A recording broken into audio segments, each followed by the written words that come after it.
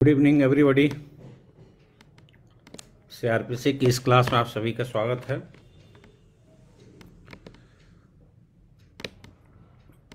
आज हम लोग क्रिमिनल लॉ में एक बहुत ही इम्पॉर्टेंट टॉपिक पे डिस्कस करेंगे।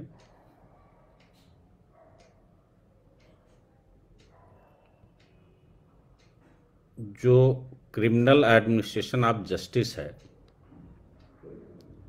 क्रिमिनल जस्टिस तभी मिल सकता है जब एक्यूज को बाकायदा उसका ट्रायल हो और beyond reasonable doubt case proved होने पर उसको कन्विक्ट किया जाए, और यदि इनोसेंट है तो उसे छूट जाए। क्रिमिनल लॉ के बेसिक कॉन्सेप्ट्स में आपको पता ही है कि ट्रायल का पर्पस क्या है। देखिए, ट्रायल का जो पर्पस है वो जस्ट एंड फेयर ट्रायल का है। हमारा कॉन्स्टिट्यूशन भी इस बात की गारंटी करता है कि किसी को उसके राइट टू लाइफ या पर्सनल लिबर्टी से वंचित करना है तो प्रोसीजर कैसा होना चाहिए? Just fair and reasonable. और रीजनेबल जस्ट फेयर होने के लिए ज़रूरी है कि हम लॉ को उसके सही स्पिरिट में इम्प्लीमेंट करें, नेचुरल जस्टिस का भी पालन हो। आप इसीलिए देखिए कि जो प्रिजाइडिंग ऑफिसर होता है, सेशन जज होता है, या किसी भी ट्रायल में कोई भी जज या मजिस्ट्रेट होता है, तो नेचुरल जस्टिस के अकॉर्डिंग क्या है कि ये एक एक्सपेक्टेशन रहता है, एक जुडिशियल रिक्वायरमेंट रहता है कि वो बायस नहीं होगा। तो आप देखें कि जो नेचुरल जस्टिस है उसके दो पार्ट मेनली होते हैं, एक डॉक्ट्रिन ऑफ बायस और एक आडी अल्ट्रम पार्टम, यानी दूसरे पक्ष को भी सुना जाए। तो आप देखिए कि पूरा क्रिमिनल जस्टिस जो है उसमें ट्रायल में सारे प्रोविजन को फॉलो किया गया। आप देखें, कॉन्स्टिट्यूशन भी गारंटी करता है कि जो एक्यूज्ड है उसको उसके अपने चॉइस का, अपनी पसंद का एडवोकेट मिले। और कॉन्स्टिट्यूशन इस बात की भी गारंटी करता है कि प्रोसीजर इस्टेब्लिश बाय लॉ के तहत ही किसी के जीवन को प्रभावित किया जा सके, उसकी पर्सनल लिबर्टी को, व्यक्तिगत स्वतंत्रता को कहीं से कोई रिस्ट्रिक्शन लगाया जा सके। यहाँ तक कि जो फंडामेंटल राइट्स में उसको चलने फिरने, बोलने, तमाम काम करने की जो लिबर्टीज दी गई हैं आर्टिकल 19 में भी, तो उस पर भी क्या है, रीजनेबल रिस्ट्रिक्शंस का प्रोविज़न है।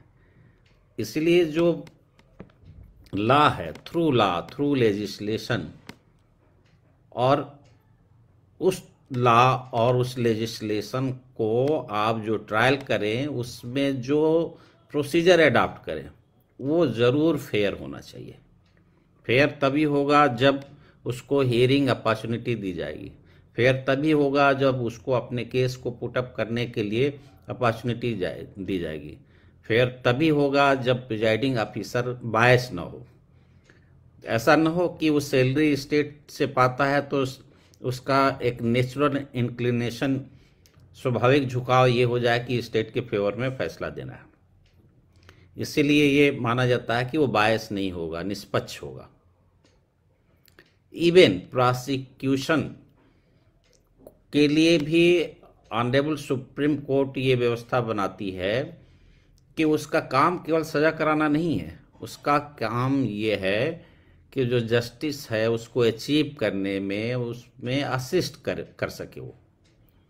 तो प्रोसिक्यूटर भी जो है वो ऑफिसर ऑफ द कोर्ट होता है, मिनिस्टर ऑफ द लॉ होता है।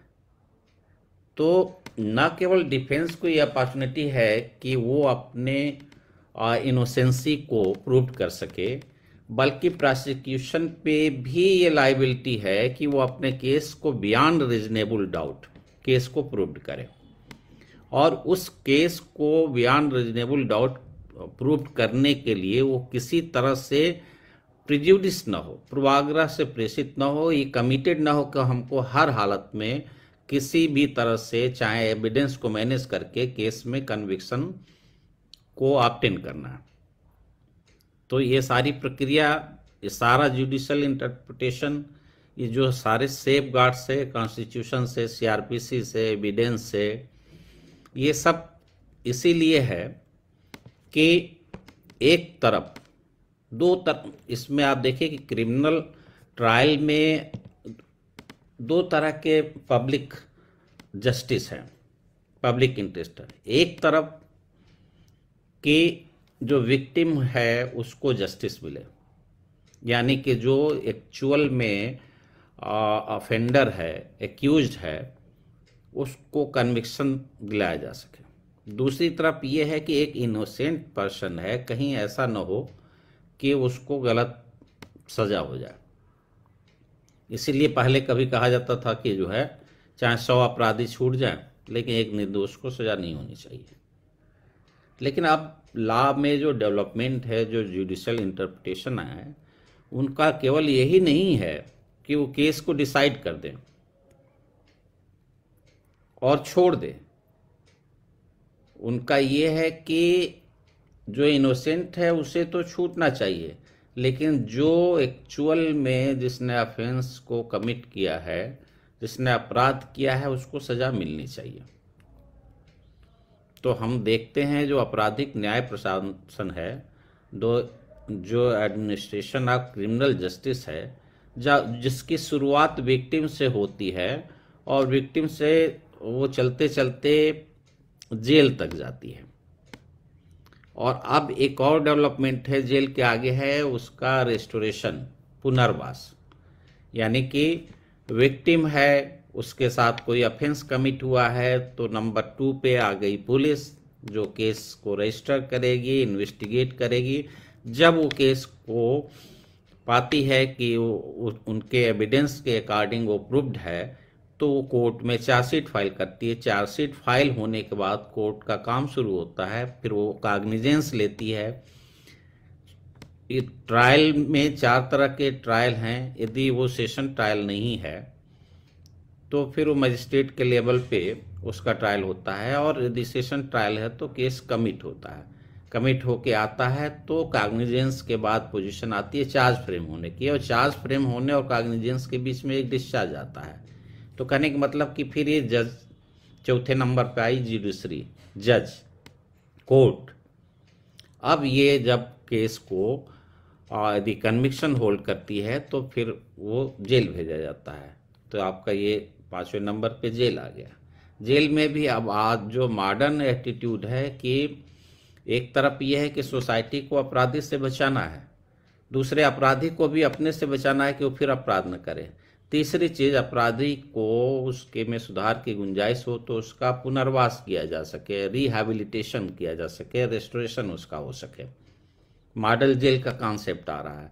दिन भर मुलजिम यदि ऐसा है कन्विक्टेड आदमी कि वो उस पर फेथ किया जा सकता है, तो उसकी ये रिस्क भी लिया जाता है, सिस्टम लेती है कि उसको बाहर छोड़ दिया जाता है, कमाता है और कुछ काम वाम करके आता है। तो इस तरह के भी प्रचलन में है चीज़ें। तो हम देखें कि ट्रायल पे बात करते हैं, तो ट्रायल में चैप्टर 18, 19, 20, 21 याद रखना है आपको। एक चैप्टर याद कर लो, कोई भी, session trial, warrant trial, summons trial, summary trial. Session trial start होती है 18 से और समरी ट्रायल खत्म होती है 21 पे। कभी कभी प्रीलिम्स में चैप्टर भी पूछ दिए जाते हैं।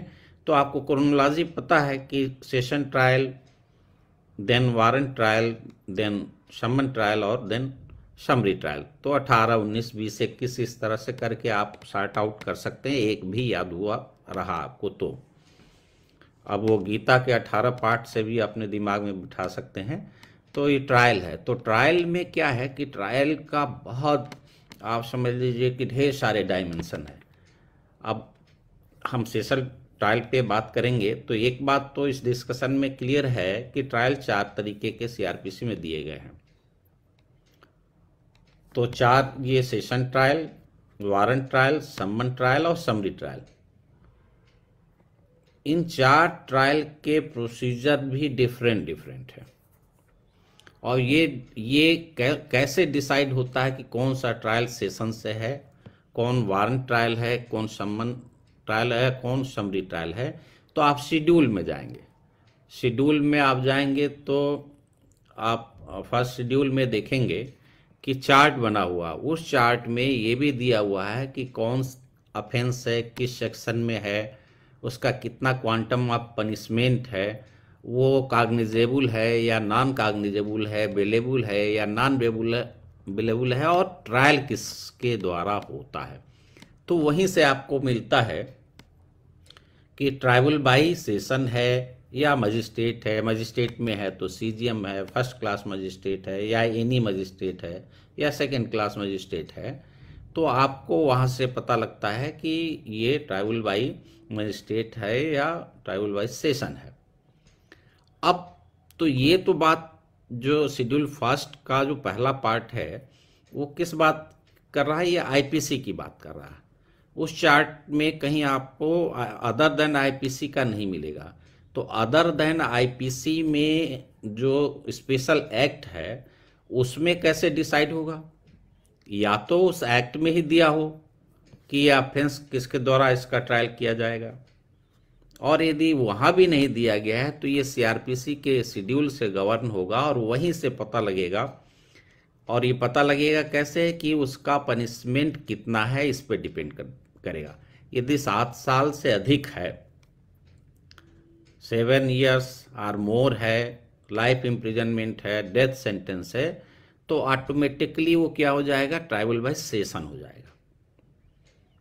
तो आपने देखा कि कैसे पता करना है। तो ये बात ध्यान रखना है कि आप कभी जुडिशियल ऑफिसर या प्रोसिक्यूटर या डिफेंस लॉयर है और आपको ये पता करना है कि भाई तो आईपीसी के चार्ट दिया हुआ है शेड्यूल फर्स्ट में, लेकिन बाकी एक्ट की क्या पोजीशन है। तो आप जब आप शेड्यूल खोलेंगे तो शेड्यूल में आपको लास्ट में आप देखिए, ये आपके शेड्यूल का पहला हुआ क्लासिफिकेशन ऑफ ऑफेंसेस।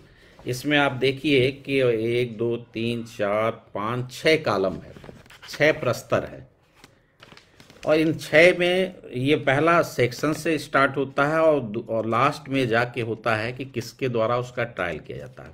अब ये जहाँ पे इसका एंड होगा आपको इस चार्ट का फर्स्ट शेड्यूल का, तो आप देखिए कि आप 511 सेक्शन के बाद जहाँ पे आए अपना, आप अभी से इस समय क्लियर कर लीजिए।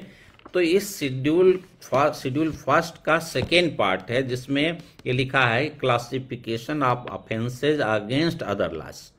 तो आप देखिए इसमें 3 कैटेगरी दिया है कि यदि पनिशमेंट डेथ सेंटेंस है, लाइफ इम्प्रिजनमेंट है, या मोर देन 7 इयर्स है, तो उस कंडीशन में वो ऑफेंस क्या होगा, कॉग्निजेबल होगा, नॉन बेनेबल होगा, और उसका ट्रायल सेशन कोर्ट के द्वारा किया जाएगा।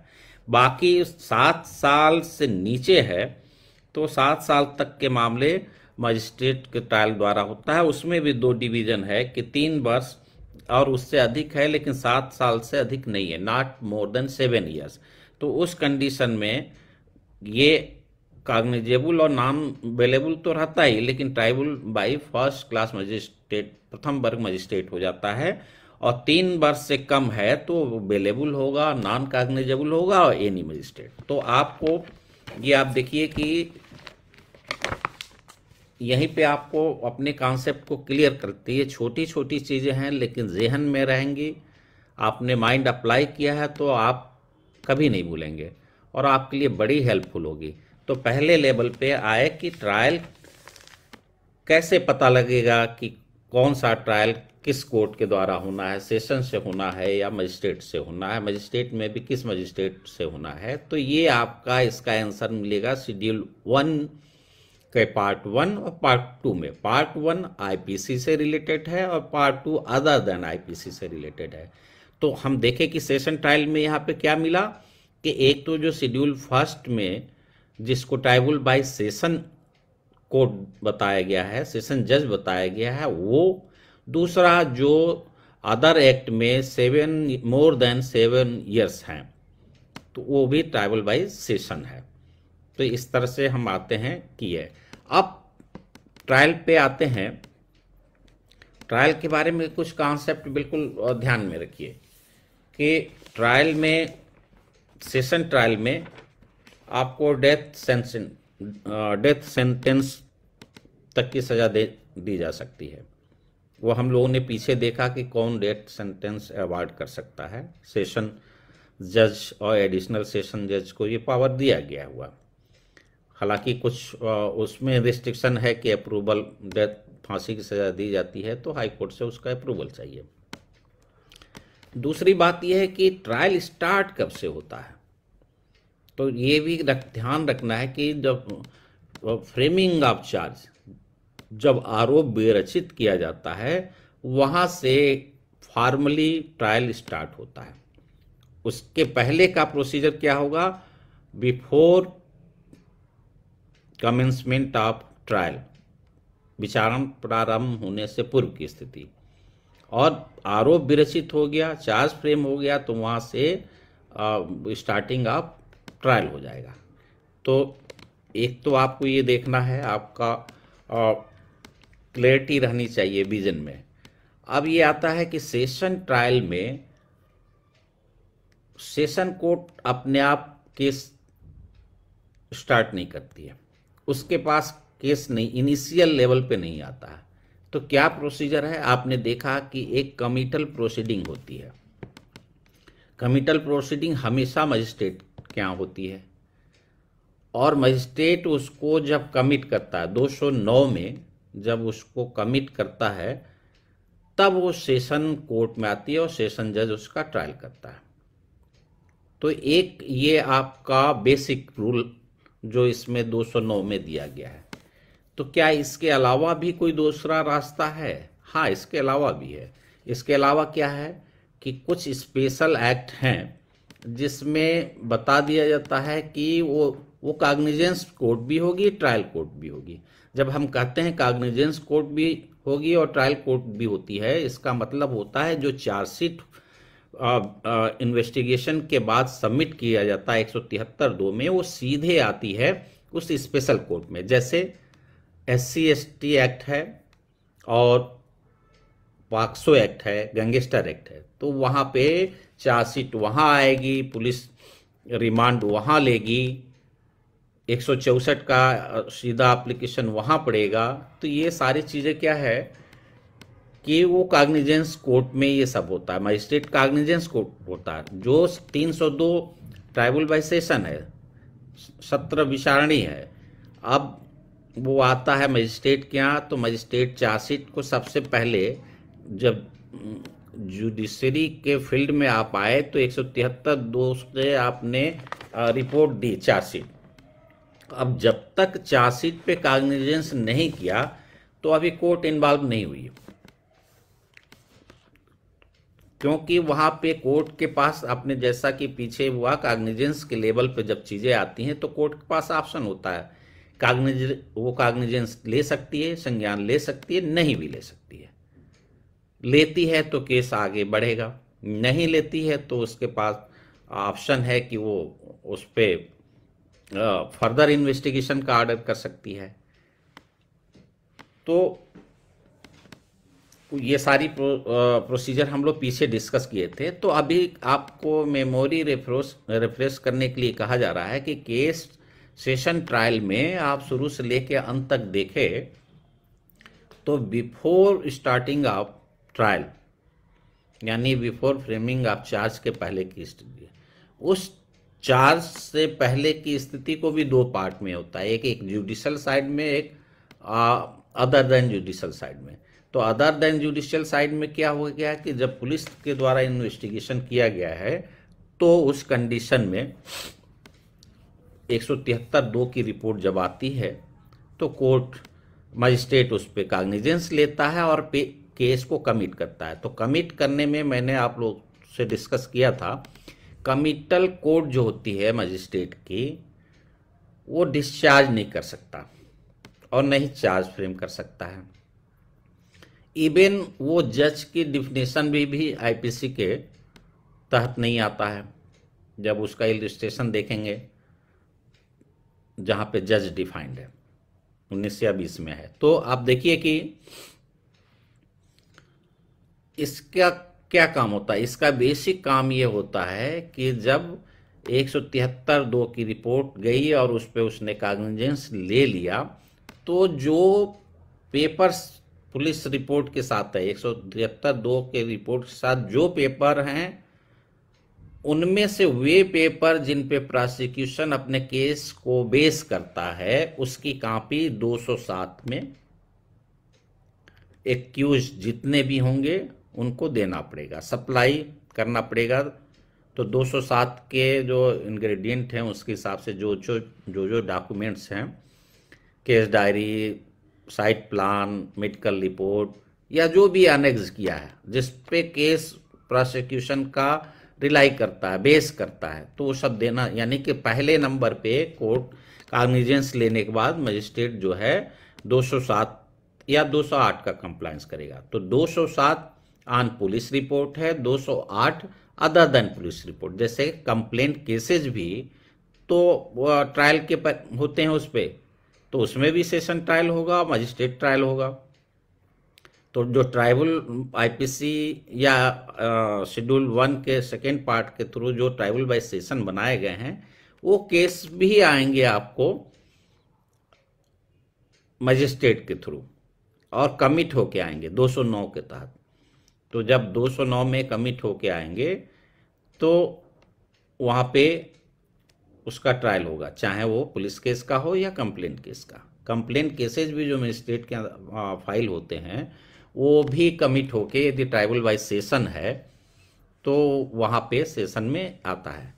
अब केस सेशन में भेजने का एक रास्ता तो 209 में दिखा, दूसरा रास्ता स्पेशल एक्ट में दिखा, एक तीसरा रास्ता भी है कि मजिस्ट्रेट साहब ट्रायल कर रहे हैं, ट्राइबल बाय मजिस्ट्रेट का मामला है, लेकिन उन्होंने जो चार्ज अल्टर कर दिया,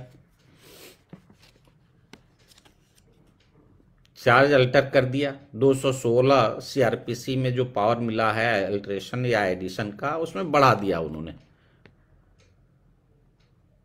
333 बढ़ा दिया, उन्होंने 304 बढ़ा दिया।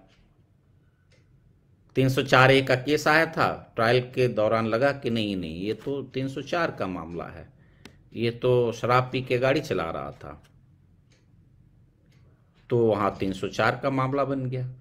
तो अब वो क्या करेगा, वो 323 सीआरपीसी में एक प्रोविजन है जिसमें वो कमिट कर देता है उस केस को। तो आपको 3 तरीके से कमिट होके केस सेशन में पहुंचता हुआ दिख रहा है।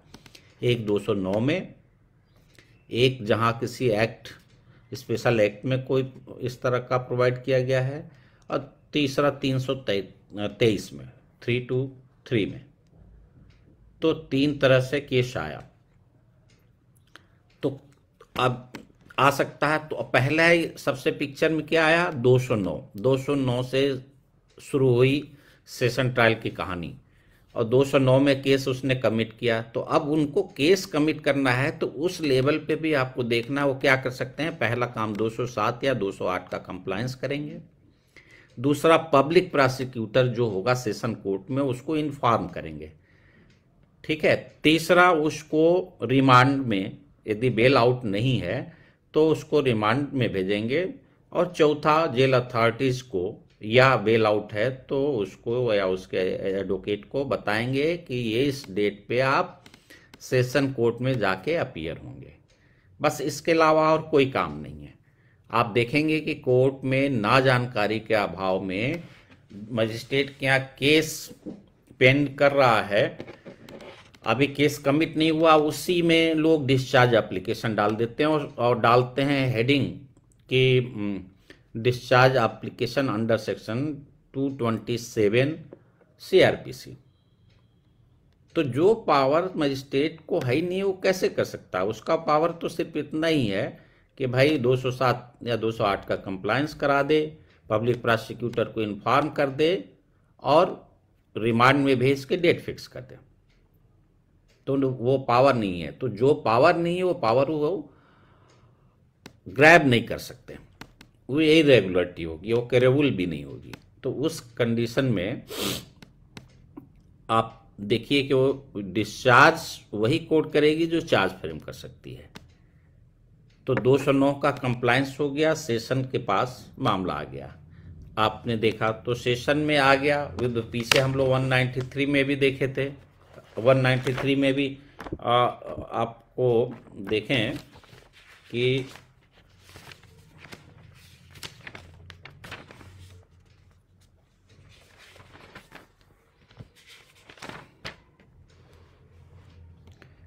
प्रोविजन क्या है कि except as otherwise expressly provided by this code और by any other law for the time being in force, no court of session shall take cognizance of any offence. तो मैंने बताया ना कि कॉग्निजेंस कोर्ट मजिस्ट्रेट की court है, unless कि otherwise किसी एक्ट के द्वारा या किसी प्रोविजन से बनाया नहीं गया है तब।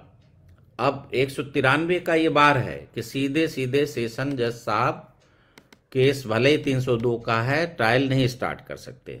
तब कर सकते हैं कि जैसे पॉक्सो एक्ट में या SC/ST एक्ट में कॉग्निजेंस कोर्ट बना दिया गया उनको। गैंगस्टर का जज है वो उनके यहाँ आएगा, गैंगस्टर एक्ट में चार्जशीट, तो वो कॉग्निजेंस भी ले लेंगे और ट्रायल भी करेंगे।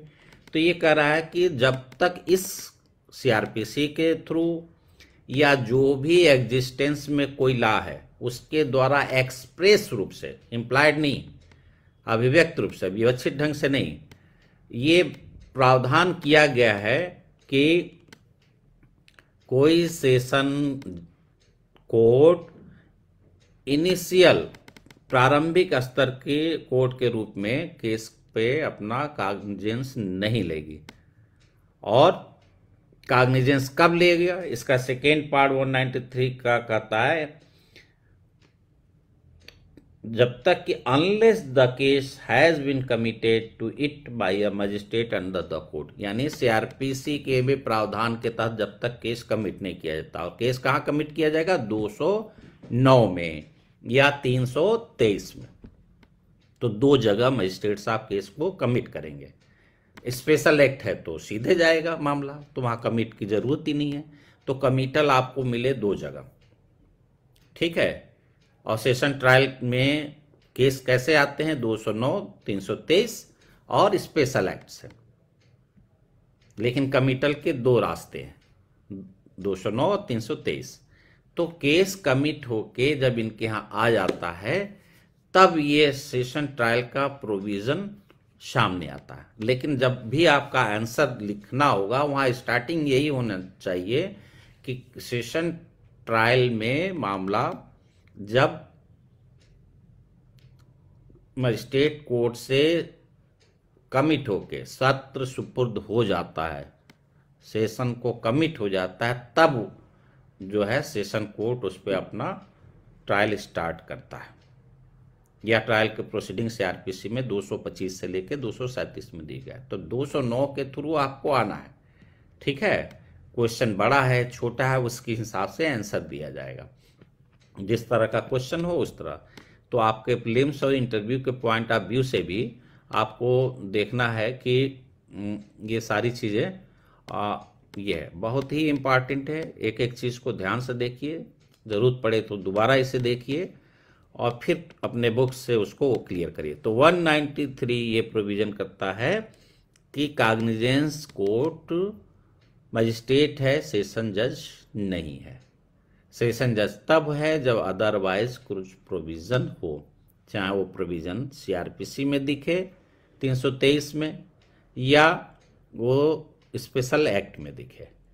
अब जब केस कमिट होके आ गया, ये सारे प्रोविजन हो गया, तो इस फिर पिक्चर में आता है 225 से लेके 237।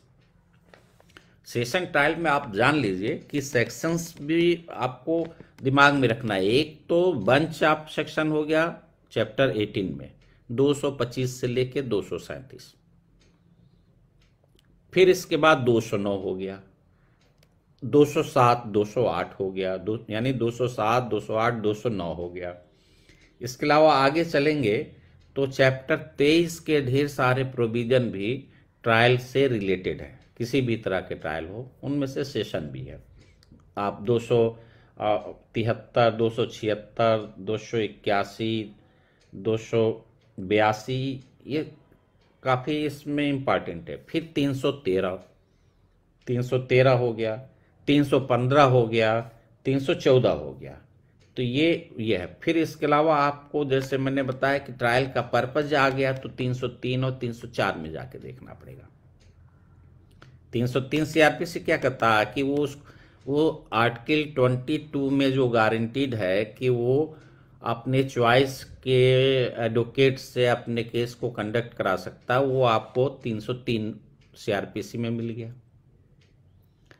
आप वो आदमी, हर आदमी को फ्री लीगल एड का जो कॉन्सेप्ट आपको उधर 39A में दिखा, कॉन्स्टिट्यूशन में 39A में, वो आपको 304 में दिख गया कि लीगल एड उसको प्रोवाइड किया जाएगा। जो एमिकस क्यूरी न्याय मित्र का कॉन्सेप्ट है। तो इस तरह से आप देखिए लीगल सर्विसेज अथॉरिटी जो बनी हुई है अपने हर लेवल पे, डिस्ट्रिक्ट बोर्ड लेवल पे, डिस्ट्रिक्ट लेवल पे, स्टेट लेवल पे, नेशनल लेवल पे, जो आपका ये लोक अदालत जो होती है उसी लीगल सर्विसेज अथॉरिटी से होती है। जो एमिकस क्यूरी यानी जो फ्री एड देने के लिए एक पैनल्स बनाए जाते हैं, वो ये LSA लीगल सर्विसेज अथॉरिटी उसको मैनेज करती है। तो ये सब प्रैक्टिकल चीज़ें हैं, आप ढूंढेंगे तो ये सब भी मिलेगा। हम बहुत तो इसको उसमें डेप्थ में तो ले तो जा रहे हैं, बट उसको एक आप सीक्वेंस में भी समझने की कोशिश करिएगा। तो 209 में केस कमिट होके आया। तो अब इसके बाद हमने आपको एक क्लू दी थी कि सेशन ट्रायल को पहले आप क्या करो कि पढ़ लो टेक्स्ट बुक से। पढ़ने के बाद इसका सीक्वेंस ढूंढो क्या है। तो देखिए सेशन ट्रायल में केस स्टार्ट कैसे होता है। जो पब्लिक प्रोसिक्यूटर पीपी होता है, पीपी ये बताता है वो केस में को कंडक्ट करता है। आप तो देखिए 225 से आप आगे बढ़िए, अब बड़ी आसानी से ये चीज़ें आप वो कर लेंगे कि पहला ही लाइन कहता है कि trial to be conducted by public prosecutor. Public prosecutor क्या है। कोर्ट में देखिए 3 तरह के पक्ष दिखते हैं, 3 पार्टी है। एक है प्रोसिक्यूशन, दूसरा है डिफेंस और तीसरा है रेफरी जज। तो ये रेफरी उस तरह का रेफरी नहीं है जैसे स्पोर्ट्स में होता है जिसको कोई मतलब नहीं होता। इसको उस गेम से मतलब भी रहता है और ये फैसला भी लेता है। तो अब तो ये 3 में से क्या होता है, ये पहला सेक्शन 225 का कहता है कि जो केस कंडक्ट करेगा पब्लिक प्रोसिक्यूटर केस को कंडक्ट करेगा। फिर नेक्स्ट सेक्शन 226 में आता है। आपने देखा कि वो जो केस कमिट होता है तो इसीलिए मजिस्ट्रेट साहब पब्लिक प्रोसिक्यूटर को एक भेजते हैं, पेपर भेजते हैं। कमिटल जो रिपोर्ट होती है उसी के साथ पब्लिक प्रोसिक्यूटर को इंफॉर्मेशन भेजता है और उस इंफॉर्मेशन में केस, क्राइम नंबर और जो कमिटल का नंबर है, सेक्शन होते हैं, थाने होते हैं और विटनेसेस जो दिए गए होते हैं उनका नाम होता है पीछे की पेज पे। तो ये जो है पब्लिक प्रोसिक्यूटर के पास आता है। तो पहले सेक्शन में आया कि पब्लिक प्रोसिक्यूटर केस को कंडक्ट करेगा। दूसरा ही सेक्शन 226 ये कहता है कि ये जब कंडक्ट करेगा तो ये बताएगा कि वो अपने केस को कैसे प्रूव करेगा, यानी कि क्या मैनर होगा, किस तरह से वो करेगा। तो मैनर ये होता है कि केस में चार्जशीट आई रहती है या कंप्लेंट आया रहता है, लिस्ट ऑफ विटनेसेज होते हैं, तो बताता है साहब हम इस केस में फला विटनेस को एग्जामिन करेंगे। हम इस केस में इन पेपर्स को प्रोड्यूस करेंगे और हम ये सम्मन करना है। तो कायदे से तो स्टार्ट में ही है कि बताना है कि आपका केस जो है कैसे करेंगे। अब फिर ये जब बता लेते हैं तो डे टू डे केस चलने का नियम है, अनलेस कि कोर्ट उसको एडजर्न नहीं करती है नेक्स्ट डेट के अलावा। तो अब इन्होंने बताया लिस्ट ऑफ विटनेसेज हैं, तो कोर्ट उस पर सम्मन करती है, गवाह आता है। आपने देखा है कि विटनेस जिस आदमी को जिसको एज ए विटनेस कोर्ट बुलाना चाहती है तो उसको सम्मन एक तरह से रिक्वेस्ट है कि आ जाओ भैया तुम्हें बुला रहे हैं। नहीं आता है तो बुलाने के और भी हथकंडे हैं कोर्ट के पास, उनके खिलाफ वारंट कर सकता है। वारंट पहले कहेगा कि भाई अवेलेबल वारंट है, अच्छा इतने तुम एक तरह से प्रॉमिस कर दो, यानी सिक्योरिटीज दे दो, अपना पर्सनल बॉन्ड भर दो कि हाँ तुम इस डेट को अपीयर हो जाओगे, तो तुम्हें आज आने की जरूरत नहीं है, जो इन डेट दिया हो उस डेट पे आ जाओ। उस डेट पे भी आप नहीं आए, और जो प्रोसेस सर्वर है जो उसको तामील करने का जिसको जो जाता है सिपाही या जिस भी पर्सन को दिया गया है, उसने इंडोर्स कर दिया, ये रिपोर्ट दे दिया कि साहब उन्होंने लिया और उनको सूचित भी है, इन्फॉर्म है, फिर नहीं आए तो नॉन अवेलेबल वारंट इशू हो जाएगा। अब साहब नॉन अवेलेबल वारंट भी इशू हो गया, उसके बाद भी भागे फिर रहे हैं। तो एक और भी रास्ता है कि उनको एब्सकॉन्डर भी डिक्लेयर कर सकता है 82 में, और यहां तक कि उसको उसके अगेंस्ट में अटैचमेंट कुर्की की कार्रवाई भी की जा सकती है। तो ध्यान रखिएगा, पहले भी मैंने बताया था कि ये 82-83 कार्रवाई न केवल एक्यूज अपराधी के अगेंस्ट हो सकती है, बल्कि किसी भी व्यक्ति के विरुद्ध हो सकती है जो कोर्ट के प्रोसेस को, आदेशिका को, सम्मन को नहीं मान रहा है। तो अब जब बता दिया इसमें, तो ये अब ये केस ये बता दिए, जब प्रोसिक्यूटर ने बता दिया तो उधर डिफेंस वाले ने कहा कि साहब सीआरपीसी में एक धारा है 227, देख लीजिए उसमें डिस्चार्ज का प्रोविजन है, और मेरे केस में ये मेरिट है और हमको सुनिए, हम ये दरख्वास्त दे रहे हैं, एप्लीकेशन दे रहे हैं। तो अब यहाँ पे सेशन जज के सामने 227 आया।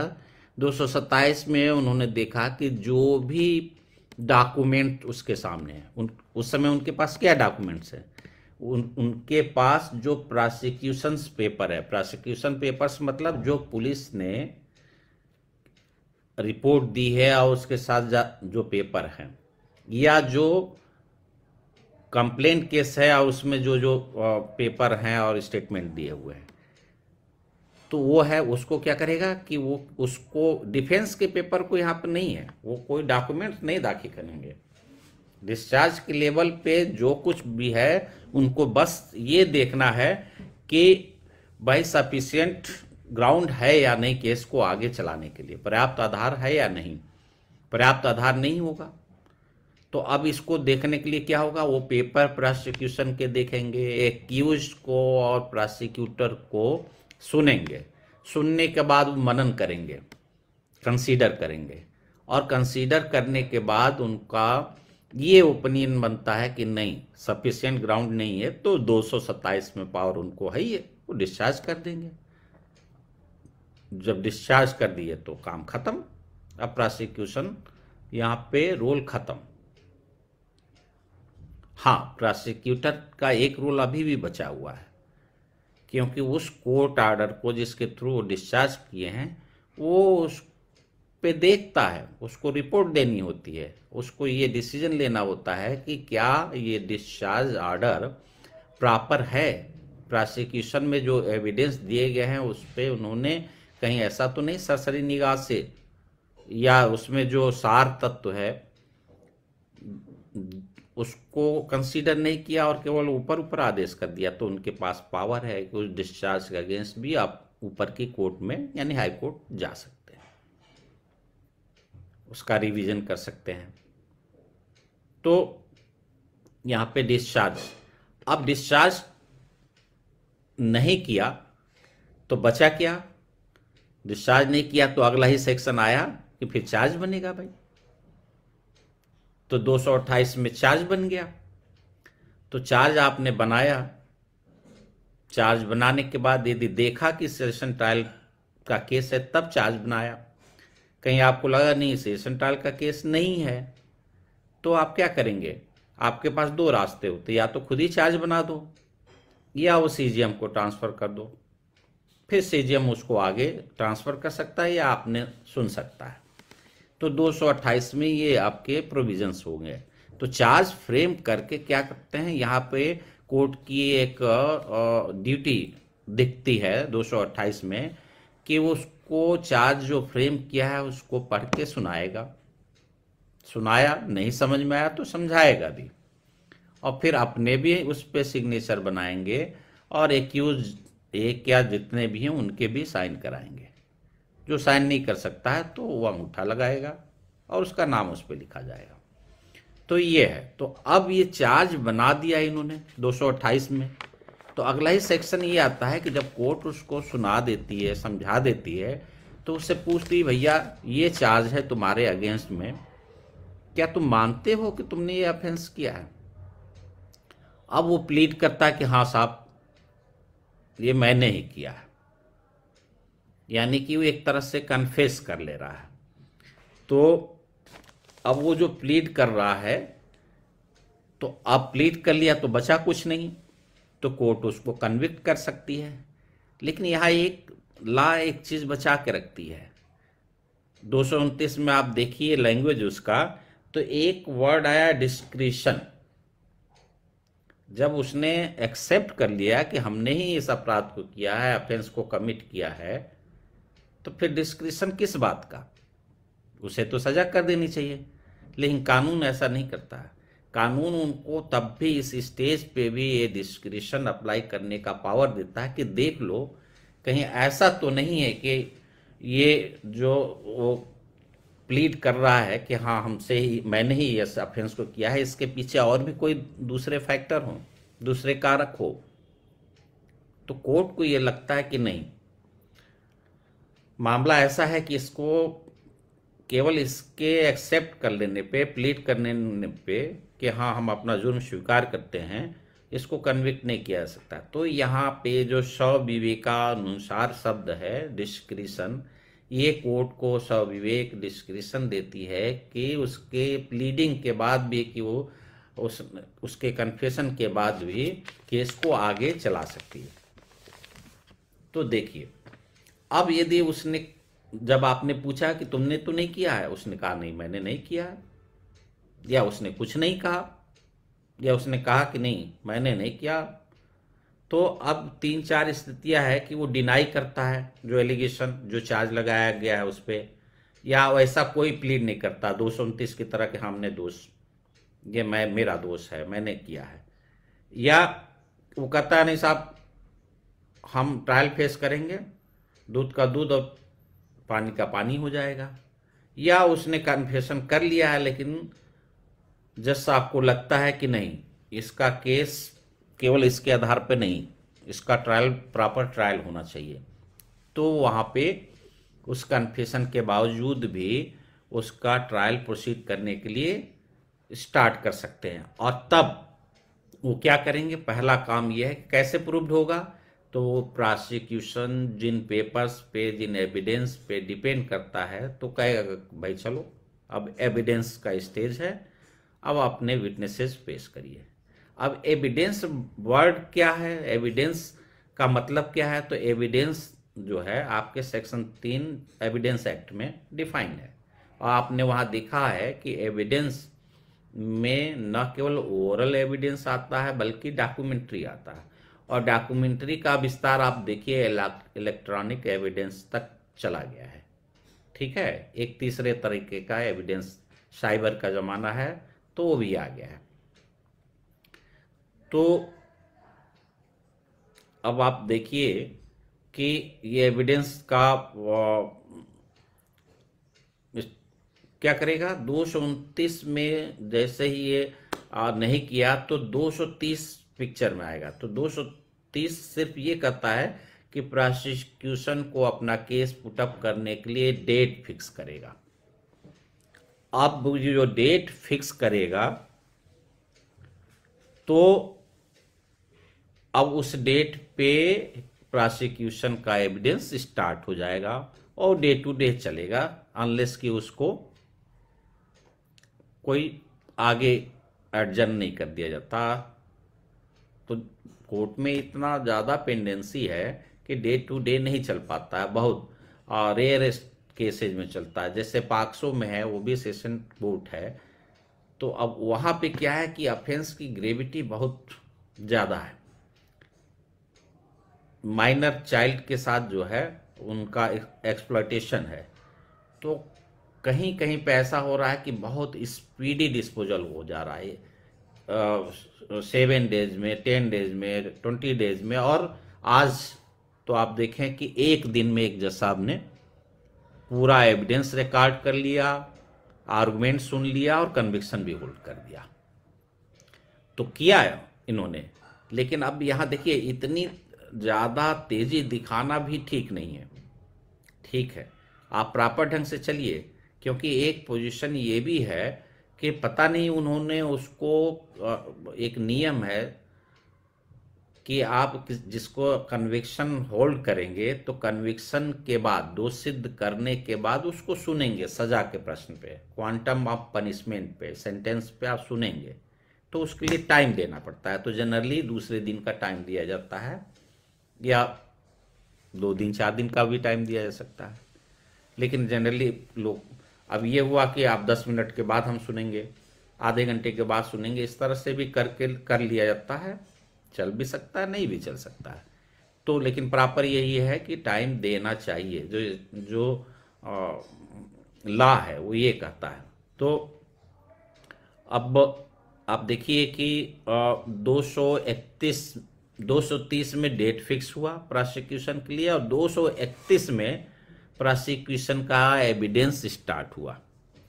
अब जो भी एविडेंस प्रोसिक्यूटर देगा, जज साहब को सब लेना पड़ेगा।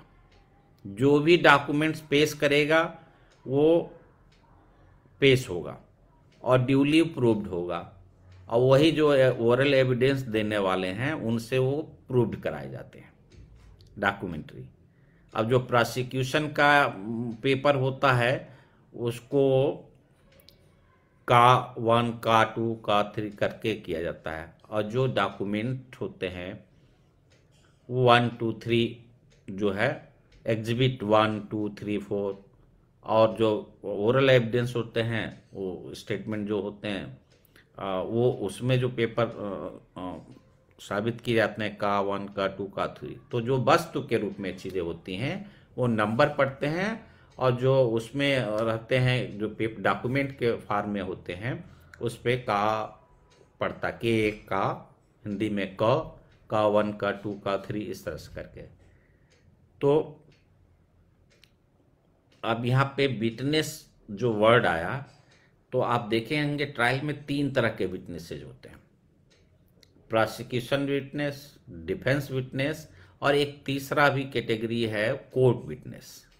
कोर्ट विटनेस कहाँ से आता है एग्जिस्टेंस में? कोर्ट विटनेस आता है 311 से। यदि न्याय करना है, जस्टिस डिलीवर्ड करना है, और कोर्ट को लगता है कि ये मैटेरियल विटनेस हो सकता है, इससे ज़रूरी बातें निकल के आ सकती है, तो उसको तलब कर सकता है। वो तलब करना यानी सम्मन करना शो मोटो भी हो सकता है, प्रोसिक्यूशन के रिक्वेस्ट पे भी हो सकता है, डिफेंस के रिक्वेस्ट पे भी हो सकता है। लेकिन जब कोर्ट उसको सम्मन करेगी तो उस कंडीशन में कोर्ट विटनेस वो होता है। ठीक है, प्रोसिक्यूशन जब उसको डिमांड करती है तो उसको अपने प्रोसिक्यूशन विटनेस के रूप में पेश करती है। लेकिन जब कोई किसी की तरफ से नहीं है, क्योंकि भाई 3 कैटेगरी, प्रोसिक्यूशन विटनेस में प्रोसिक्यूटर ने जो पेश किया और जिस पे वो बेस करता है, डिफेंस में जिस पर डिफेंस ने पेश किया, और इधर से एक कोर्ट विटनेस हो गया जिसको दोनों नहीं चाहते हैं लेकिन कोर्ट को लगा कि इसको एग्जामिन कर लो, तो कोर्ट विटनेस हो गया। तो आप देखिए कि 231 में आपका ये है। तो अब ये इसमें जब chief examination, cross examination, re examination, examination तीन तरीके के हैं, जैसा कि आप एविडेंस एक्ट की धारा 137 में देखते हैं। फिर उसमें आता है कि ये एविडेंस का ऑर्डर क्या हुआ 138 में, किस क्रम में कौन से गवाह बुलाए जाएंगे। तो ये जज साहब नहीं तय करते हैं, ये प्रोसिक्यूटर को अपना एविडेंस पेश करना है, वो देखता है, उसके लिए जो नंबर 1 का होगा नंबर 1 पर भेजेगा। तो ये कितने विटनेस पेश करने, ये भी प्रोसिक्यूटर का ही डिस्क्रिशन होगा। कोर्ट को लगता है कि प्रोसिक्यूटर ने पूरे गवाह नहीं पेश किए हैं तो उसको एज ए कोर्ट विटनेस तलब कर सकता है, लेकिन प्रोसिक्यूटर को कंपेल नहीं कर सकता है कि आप इस गवाह को एग्जामिन कराइए ही। हाँ, प्रोसिक्यूटर ने यदि गलती की है, जानबूझ के छुपाया है, किसी को बेनिफिट दिलाना चाहता है, तो कोर्ट उसके अगेंस्ट में अपने जजमेंट में लिख सकता है, जिसको स्ट्रिक्चर भी कहते हैं। उसके पास और भी ऑप्शन है, जो अथॉरिटीज हैं उनको बता सकता है कि प्रोसिक्यूटर की सत्यनिष्ठा संदिग्ध है, उन्होंने ऐसे नहीं किया, वैसे नहीं किया। फिर जजमेंट में वो बातें झलकेगी, तो जब एक्यूटल रिपोर्ट बनाएंगे तो उनको भी झेलना पड़ेगा। तो ये प्रोसिक्यूशन में, अब प्रोसिक्यूटर कभी कभी ऐसा होता है कि एक विटनेस एग्जामिन हो गया, क्रॉस एग्जामिन भी हो गया, सब हो गया, माने चीफ हो गई, जीरा हो गई, जीरा यानी कि क्रॉस एग्जामिनेशन, या हिंदी में प्रति परीक्षा, और चीफ एग्जामिनेशन मुख्य परीक्षा। तो उसके बाद क्या वो फिर बुलाया जा सकता है? री एग्जामिनेशन के लिए प्रोसिक्यूटर फिर बुला सकता है, यदि उसमें क्रॉस एग्जामिनेशन में कुछ ऐसी बातें हैं जिनको एक्सप्लेन करना जरूरी है। तो अब आप देखिए कि यहाँ पे जब प्रोसिक्यूटर ने विटनेस को पेश किया, तो जनरली क्या होता है, जैसे कि चार्जशीट आती है, तो चार्जशीट के एकदम पीछे के पन्ने पे, और आप कंप्यूटराइज सब आ रही है चार्जशीटें, तो उसमें एक पेपर में नंबर 1 से लेके जितने भी विटनेसेज होंगे अंत तक वो दिया गया रहता है, कौन क्या प्रूव करेगा ये भी दिया गया रहता है। तो उनमें से जितने को बुलाना है प्रोसिक्यूटर बुला सकता है। एक हो चुका ऑलरेडी एग्जामिन हो गया, उसको फिर बुला के एग्जामिन करा सकता है, री एग्जामिन कर सकता है। आईओ ने गलती कर दी है, केस डायरी में स्टेटमेंट तो लिखा है लेकिन चार्जशीट में विटनेस नहीं बनाया है उसको, तो 311 में प्रोसिक्यूटर जो है एप्लीकेशन दे सकता है और कोर्ट उसको कंसीडर करके परमिट कर सकती है। लेकिन परमिशन रिक्वायर्ड है, अपने आप 311 प्रोसिक्यूटर नहीं यूज कर सकता, नहीं डिफेंस यूज कर सकता है, उसको कोर्ट से ही प्रेयर करनी होगी, और कोर्ट उससे कन्विंस होती है तो फिर उसको बुला सकती है। तो आप देखें कि इसमें प्रोसिक्यूशन विटनेस, अब जैसे आप चीफ एग्जामिनेशन देख लिया, क्रॉस एग्जामिनेशन देख लिया, री एग्जामिनेशन देख लिया, ये भी जान लिया कि प्रोसिक्यूटर तय करेगा किसको पहले किसको बाद में पेश करना है, ये भी जान लिया कि कौन से आर्डर में किसको कितने विटनेस को हमको पेश करना है, ये जान लिया। अब प्रोसिक्यूटर जब अपना एग्जामिन कराता है तो कुछ कुछ गवाह जो है पलटी मार जाते हैं, तो जनरली लॉ की भाषा में होस्टाइल कहा जाता है। 154, 155, 156 एविडेंस एक्ट में आपने देखा होस्टाइल विटनेसेस, तो 154 में। अब एक प्रैक्टिस में, एक परंपरा में एक चीज गलत चली आ रही है। हम भी पढ़ लिख के जाते हैं, हम लोग जज बनते हैं, प्रोसिक्यूटर बनते हैं, बड़े वकील बनते हैं डिफेंस के, कि साहब ये होस्टाइल हो गया तो अब हम इससे जीरा करेंगे। पब्लिक प्रोसिक्यूटर कहता है, कोर्ट अलाउ करती है, वो करती है। कहीं कहीं तो बस बता दिया ओरल और सीधे लिख दिया जाता है, उसके बाद चीफ एग्जामिनेशन के बाद डिक्लेयर्ड होस्टाइल, फिर क्रॉस एग्जामिनेशन बाय प्रोसिक्यूटर। तो 154 कहता क्या है? जो जिस विटनेस को बुलाता है तो उसका चीफ एग्जामिनेशन कराता है, डिफेंस भी जिस विटनेस को बुलाएगा तो उसका चीफ एग्जामिनेशन करेगा, क्रॉस एग्जामिनेशन प्रोसिक्यूशन विटनेस का डिफेंस का करेगा, डिफेंस के विटनेस का क्रॉस एग्जामिनेशन प्रोसिक्यूशन करेगा। अब अपने ही गवाह साथ छोड़ दिया, मिल गया दूसरी पार्टी से, या सही बात नहीं बता रहा। तो एविडेंस एक्ट ने कहा कि चीफ एग्जामिनेशन में तो बहुत सारे रिस्ट्रिक्शंस हैं, आप लीडिंग क्वेश्चन नहीं पूछ सकते। 141 एविडेंस एक्ट में जो लीडिंग क्वेश्चन बताया गया है, आप क्रॉस एग्जामिनेशन के तमाम मिसाइल्स हैं जो गवाह के, विटनेस के ट्रस्टवर्थीनेस को, विश्वसनीयता को कहीं ना कहीं ऑब्जेक्ट करते हैं, उस पर चोट पहुंचाते हैं। तो अब जरूरत है कि ये पलटी मार गया है, हॉस्टाइल हो गया है, तो इसको कैसे पकड़ा जाए, सही बात कैसे निकाली जाए।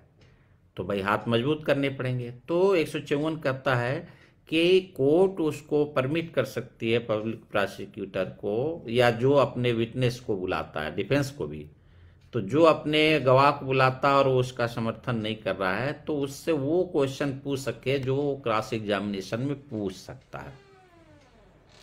तो क्रॉस एग्जामिनेशन में जो क्वेश्चन पूछे जाते हैं वो पूछ सकता है। ये कहाँ कह रहा है कि क्रॉस एग्जामिनेशन कर सकता है? तो क्रॉस एग्जामिनेशन लिखने का जो परंपरा है वही गलत है कायदे से। उसमें तो ये होना चाहिए कि पब्लिक जो भी पार्टी उसको कहती है कि हमारा गवाह पलट गया है, कि जैसे पब्लिक प्रोसिक्यूटर तो देगा कि जो है पब्लिक प्रोसिक्यूटर ने इस आशय का एप्लीकेशन दिया है कि ये पक्षद्रोही हो गया है, उसको जो है गवाह से क्रॉस एग्जामिनेशन यानी प्रति परीक्षा में पूछे जाने वाले प्रश्न पूछने की परमिशन दी जाती है। अब फिर उसके बाद उसी से जितने पहले गवाही होती है उस क्रमशः उसके आगे लिखा जाएगा। यानी कि that will the part of chief examination. Cross examination basically वो है ही नहीं, बट लिखी जा रही है और चल रही है। कोर्ट में भी आप जाएंगे देखेंगे, आप भी वही करेंगे। लेकिन यदि इंटेलिजेंटली आप उसको पुटअप करें तो ये देखिए, वो क्रॉस एग्जामिनेशन में जो क्वेश्चन पूछे जा सकते हैं वो पूछने की इजाजत देता है। तो इस यहाँ पे हॉस्टिलिटी पे हम देखें तो ये सारी चीज़ें हैं। इसलिए मैंने कहा ना कि ट्रायल बड़ा शानदार टॉपिक है और ये बहुत इसमें टेक्निकल चीज़ें भी हैं और कोर्ट में प्रैक्टिकल पॉइंट ऑफ व्यू से थ्योरेटिकल। तो देखिए 231 में अब मान लो कि प्रोसिक्यूशन ने सारे विटनेसेस को ओरली एग्जामिन करा लिया, अनोथ जो पेपर उसको मंगाना था मंगा लिया, मंगाया 91 में 92 में जो पावर्स हैं उसके थ्रू मंगाया कोर्ट के, वो भी नहीं चला। कभी कभी समस्या आ जाती है कैसे पेपर तलब कराएं, कौन सा सेक्शन लिखे जिसमें हमारी बात बन जाए। तो एविडेंस एक्ट की धारा 165, कुछ लोग 311 में एप्लीकेशन दे देते हैं डॉक्यूमेंट तलब करने के लिए, लेकिन वो केवल विटनेस को सम्मन करने के लिए है, डॉक्यूमेंट्स को नहीं। और 165 एविडेंस एक्ट वो बड़ा है, 311 से काफी बड़ा है।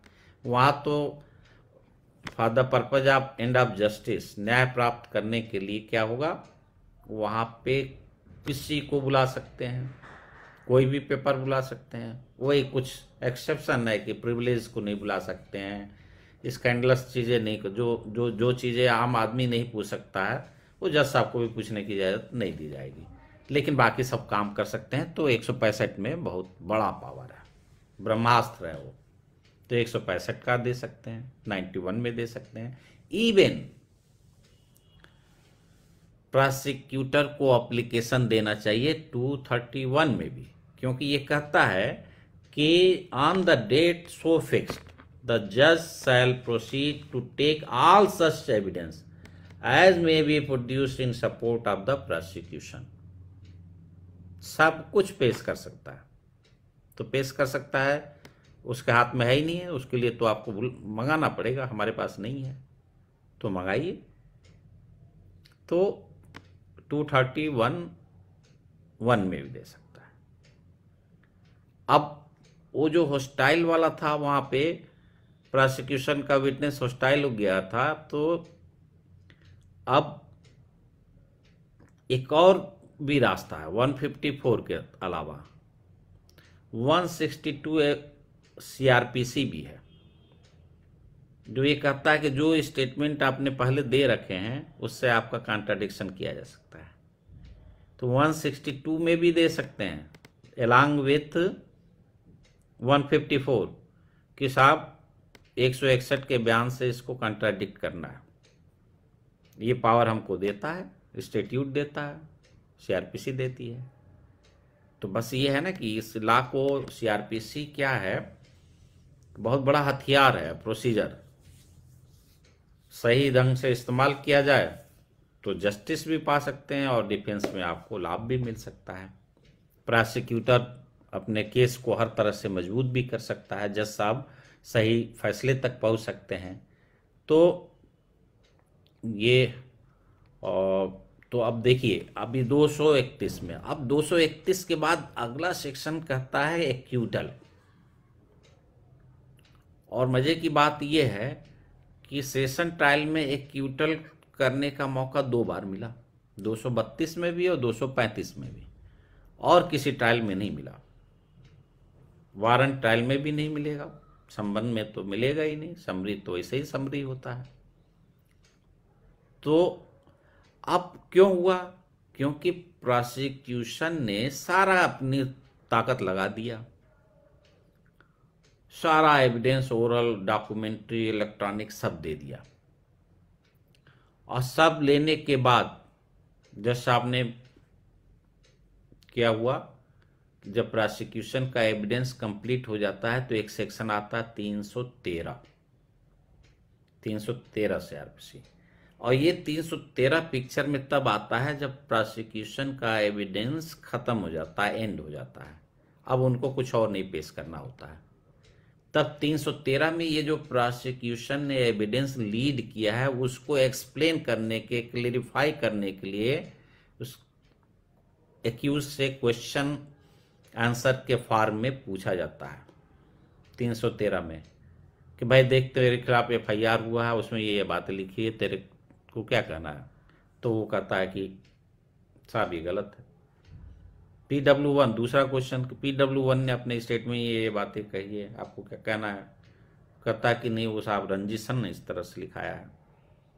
तीसरा क्वेश्चन है PW2 ने कहा कि मैंने देखा फला को मार रहे थे, तो कहा साहब मैं था ही नहीं वहाँ पे, मैं तो कलकत्ता में था, ये घटना तो बनारस की है। तो ऐसे करके उसको एक्सप्लेन करने का मौका दिया जाता, और ये ऑन ओथ नहीं होता। आप जानते हैं कि आर्टिकल 20 क्लास 3 20(3) ये कहता है कि आप किसी एक्यूज्ड को, किसी भी आदमी पे जिस पे कोई क्रिमिनल चार्ज लगा है, अपने अगेंस्ट में विटनेस बनने के लिए कंपेल नहीं कर सकते, यानी कि अपने विरुद्ध गवाही देने के लिए बाध्य नहीं कर सकते। तो आप न तो प्रोसिक्यूशन को ये पावर है कि उसको गवाह के रूप में बुला ले, नहीं कोर्ट को पावर है। कोर्ट के भी हाथ बंधे हुए हैं आर्टिकल 23 के थ्रू। यहाँ तक कि 313 में जो एक्सप्लेन करने का मौका, वहाँ भी आप उसको शपथ नहीं दिला सकते। लेकिन यदि एक्यूज को ये लगता है कि साहब कुछ बातें हैं और मुझे लगता है कि मैं वो बातें सामने ला दूंगा तो मेरे साथ सही फैसला हो सकता है, तो खुद वो कह सकता है कि साहब हम अपनी गवाही देंगे, हम अपने को एग्जामिन कराएंगे। तो 315 सीआरपीसी एक्यूज को राइट देती है, और जब एक्यूज ने कहा कि हम गवाही देंगे, तब न तो प्रोसिक्यूटर उसे रोक सकता है और न ही जज साहब। अब लेकिन जब गवाही देना होगा तो कोर्ट को एक पावर मिल गई कि वो उसको शपथ पे ऑन ओथ एग्जामिन कर सकता है। और जब उसने अपने को एग्जामिन कराया तो उसका चीफ कौन लिखाएगा? Defence counsel. और क्रॉस एग्जामिनेशन, प्रतिपरीक्षा, जिरा कौन करेगा? प्रोसिक्यूटर। और इसमें फिर प्रोसिक्यूटर लीडिंग क्वेश्चन भी पूछ सकता है, क्लास में पूछे जाने वाले सारे सवाल भी पूछ सकता है। तो लेकिन 315 में आप देखें, एविडेंस एक्ट की धारा 118 भी कॉम्पिटेंसी के बारे में कहता है कि जनरली ये माना जाएगा कि सब लोग गवाही देने के लिए सक्षम है। और 315 भी कहता है कि अभियुक्त एक्यूज भी गवाही देने के लिए कॉम्पिटेंट है, यानी कि वो विटनेस बनने के लिए सामर्थ्य रखता है, साक्षी बन सकता है। अब ये जब आएंगे साक्षी बनेंगे तो इनको अनुरोध शपथ लेना पड़ेगा, क्योंकि झूठ बोलोगे तो तुम घेरे जाओगे आईपीसी की धाराओं में, तुम्हारे खिलाफ एक अलग से केस चलेगा। तो 313 पिक्चर में आया, प्रोसिक्यूशन का एविडेंस जहां एंड हुआ तो वहीं अगला स्टेप कोर्ट में होता है कि अब फाइल चली जाती है 313 की रिकॉर्डिंग के लिए। तो 313 में क्या होता है, जो प्रोसिक्यूशन के एविडेंस आए हैं उसी को क्लेरिफाई करने के लिए कोर्ट उससे क्वेश्चन पूछती है। हालांकि कोर्ट को ये पावर है कि कभी भी पूछ सकता है एक्यूज से, लेकिन जो लॉ है, जो सिस्टम बन चुका है क्रिमिनल जो है सिस्टम का, कोर्ट की प्रोसीडिंग का, तो उसमें प्रोसिक्यूशन एविडेंस के बाद 313 का तो इसमें लिखा नहीं है। लेकिन जब भी आप ट्रायल लिखेंगे तो उधर 209 नहीं भूलेंगे, इधर 313 नहीं भूलेंगे। 209 केस शुरू होने से पहले, कमिट होके यहाँ आने से पहले, और 313 प्रोसिक्यूशन का एविडेंस पूरा होने के बाद। गवाही में 3 तरह की गवाही आपको खींच के लाना है। प्रोसिक्यूशन एविडेंस 231 में मिल गया। डिफेंस का एविडेंस आपको अभी मिलेगा आगे। यदि वो दोषी उसको यदि छोड़ा नहीं गया, एक्यूटल नहीं किया गया, तो फिर डिफेंस को अपनी बात कहने के लिए, तो वही 313 का जब स्टेटमेंट लिया जाता है, उसी 313 में एक क्वेश्चन जैसा अब ये भी पूछते हैं कि तुम्हें अपनी सफाई देनी है, तुम अपना डिफेंस प्लीड करना चाहते हो, हाँ तो बताओ कौन कौन से विटनेस, तो उनको अपनी विटनेस की लिस्ट देनी पड़ती है। वहां भी कोर्ट देखती है कि ऐसा नहीं है कि टाले रहने के लिए सैकड़ों दे देगा वहां, तो वहां यदि इस तरह से देगा तो कोर्ट देखेगा कि ये तो डिले करना चाहता है, ये तो वेक्सिशियस है, फ्रिवुलस है, तंग करने के लिए, विलंब करने के लिए है, तुच्छ प्रकृति का है, तो वो कह सकते हैं नहीं, आप बताइए, जो है कम से कम गवा दीजिए, है ना। तो इसीलिए कहा जाता है ना कि भाई इतना क्यों वह प्रोसीजर इतना है कि कोर्ट में एक केस को लोग 10 साल 20 साल इसीलिए चला ले जाते हैं, और धीरे धीरे सिस्टम अपने आप को कहीं मजबूत करेगा, चीज़ें और रिफाइंड वे में आएंगी। लेकिन अभी जो चल रहा है तो यही है कि प्रोसीजर इतना लंबा है कि इसमें डिले होता है। तो आप देखिए, एक्यूटल का स्टेज मिला सेशन में 2 प्रोसिक्यूशन एविडेंस के बाद, और 313 भी ले लिया। 313 ले लिया, एक्सप्लेनेशन भी आ गया, प्रोसिक्यूशन का वर्जन भी आ गया। फिर उसके बाद उसको कोर्ट देखा सेशन जज ने, फिर दोनों को, प्रोसिक्यूशन और डिफेंस को, हियरिंग अपॉर्चुनिटी दिया, सुन लिया, भाई बताओ। फिर सुनने के बाद वो ये कंसीडर करते हैं, उनका विचार है कि नहीं, एविडेंस इतना नहीं है जिससे लगे कि उसने ऑफेंस कमिट किया है, यानी कि उसके गिल्ट को लेके एविडेंस नहीं दिखता है कोर्ट को, तो वहां पे प्लेन उसको एक्यूटल कर सकता है। तो यहीं पे बिना डिफेंस को अपनी बात रखे हुए, बिना गवाह पेश किए हुए, बिना लिखित बहस, बिना ओरल बहस के ही, यही इसी लेवल पे जो एक इनिशियल आर्गुमेंट, हियरिंग सुन लिया, वो आर्गुमेंट नहीं है, सुनने की अवसर है वो, हियरिंग अपॉर्चुनिटी। तो हियरिंग अपॉर्चुनिटी आप अवेल कर लिए तो उस कंडीशन में यहाँ पे कर दिया। अब मान लो एक्यूटल नहीं किया, तो यानी कि क्या होगा कि वही 313 में पूछा गया है और तब आपने कहा कि हाँ हम गवाह पेश करेंगे, तब वहां पे डिफेंस अब अपने मामले को स्टार्ट करेगा और वो अपना क्या करेगा, विटनेस लिस्ट देगा, और कोई रिकॉर्ड देता है तो रिकॉर्ड भी डॉक्यूमेंट्री फॉर्म में है, उसको भी रखी जाएगी। वो किसी को सम्मन करने के लिए एज ए विटनेस रिक्वेस्ट कर सकता है, कोई चीज़ प्रोड्यूस करने के लिए, डॉक्यूमेंट्स प्रोड्यूस करने के लिए भी कर सकता है। बट कोर्ट ये देखेगी कि कहीं ऐसा तो नहीं इसका पर्पज जो है कि तंग करने के लिए है, विलम्ब करने के लिए, या जस्टिस को डिफीट करने, न्याय के उद्देश्य को विफल करने के लिए। तो यानी कि डिलेइंग वेक्सिशियस या जस्टिस फेल्योर करने, और फेलियर ऑफ जस्टिस है, डिफीट ऑफ जस्टिस है, तो उस कंडीशन में उसको रिजेक्ट भी कर सकती है। अब यहाँ पे मान लो कि इन्होंने, डिफेंस ने अपने सारे विटनेसेस पेश करा लिए, प्रोसिक्यूशन ने भी कर लिया 231 में, और 233 में इन्होंने भी सारे एविडेंस पेश कर लिए। तो अब बचा क्या, अब दोनों को सुना जाएगा। तो हियरिंग, अगर ये दोनों का एविडेंस के बाद का स्टेज आया आर्गुमेंट का, तो आर्गुमेंट मिला 234 में, और यही 234 के साथ 314 में भी आर्गुमेंट, ओरल आर्गुमेंट और रिटन आर्गुमेंट की बात है। ठीक है, तो अब क्या है कि दोनों तरफ से ये अपनी बातें कहते हैं, कोई लीगल क्वेश्चन उठाया जाता है तो फिर प्रोसिक्यूशन भी उस पर अपने बातें रख सकता है।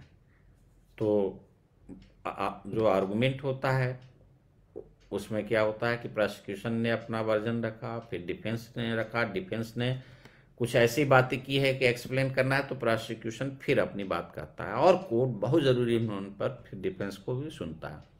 इसके बाद दोनों पार्टी में से कोई ये कहता है कि नहीं हम रिटन आर्गुमेंट करेंगे, तो रिटन आर्गुमेंट भी आपको क्या है कि लिया जा सकता है, वो आपको मिलेगा 314 में।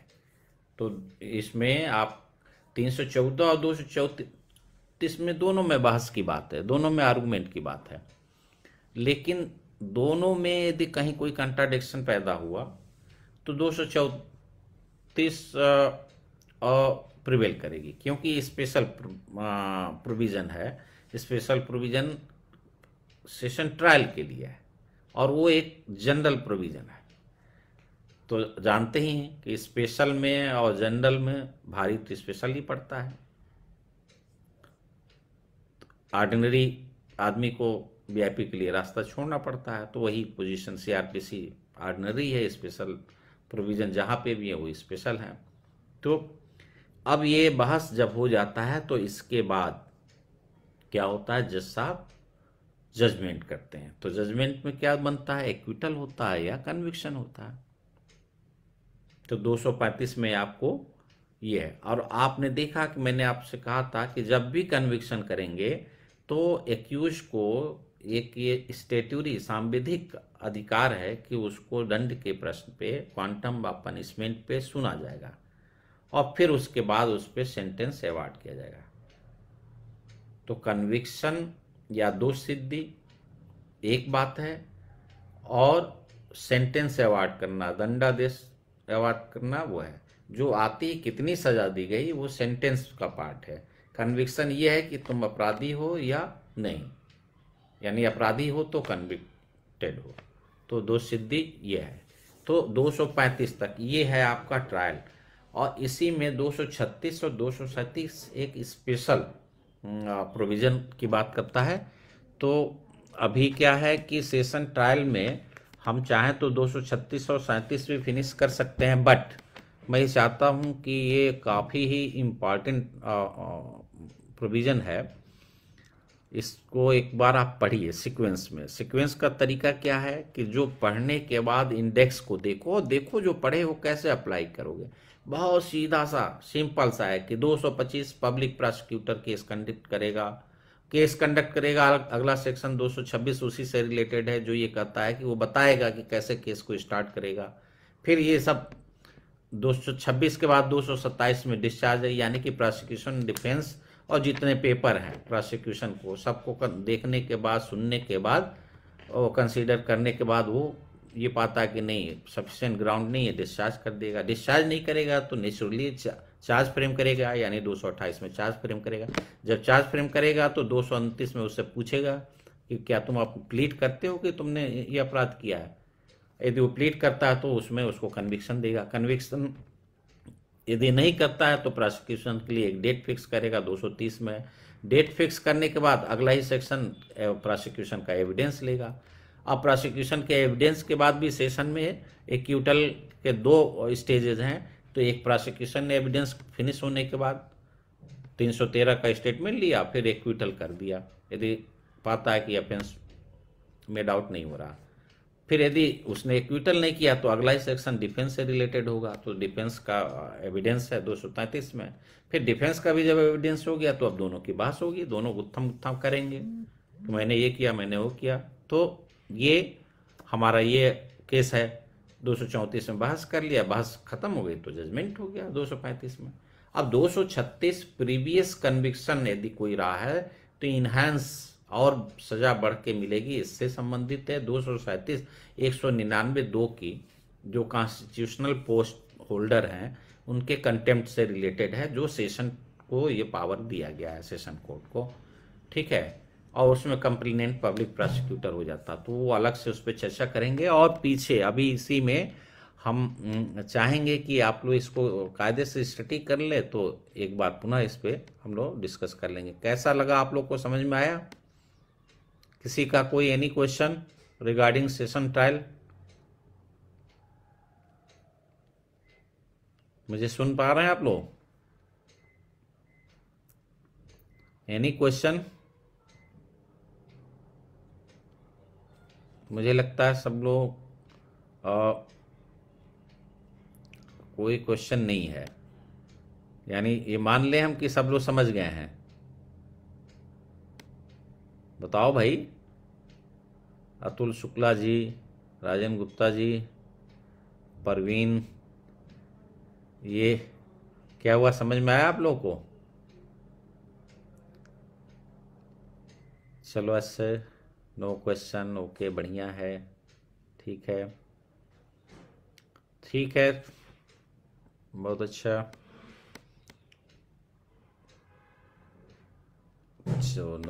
चलो बहुत अच्छी बात है कि आप लोग ने इतना मन लगा के सारे चीज़ें किया, काफ़ी इम्पॉर्टेंट है। आप चाहें as a student, as a जज, प्रोसिक्यूटर, डिफेंस काउंसिल, ये बहुत प्रैक्टिकल चीज़ें हैं।